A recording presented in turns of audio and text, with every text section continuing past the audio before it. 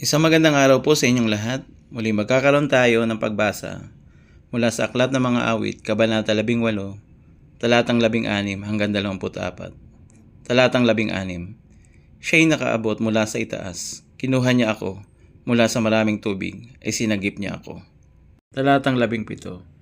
Iniligtas niya ako sa aking malakas na kaaway at sa mga napupuot sa akin, sapagkat sila'y napakalakas para sa akin.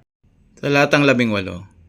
Sila'y nagsidating sa akin sa araw ng aking kasakunaan, ngunit ang Panginoon ang aking gabay.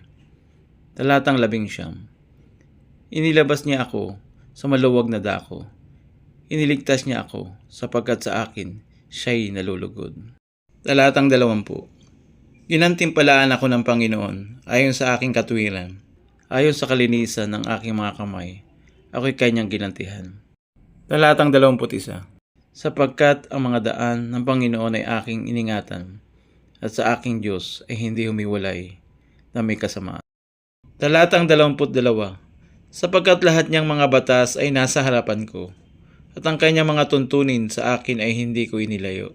Talatang 23. Ako'y walang dungi sa harapan niya, at iningatan ko ang aking sarili mula sa pagkakasala. Talatang 24. Kaya't ginantimpalaan ako ng Panginoon ayon sa aking katuwiran, ayon sa kalinisan ng aking mga kamay sa kanyang harapan. Salamat sa pagkabasa ng salita ng Diyos. Mula sa Aklat ng Mga Awit, Kabanata 18, Talatang 16 hanggang 24.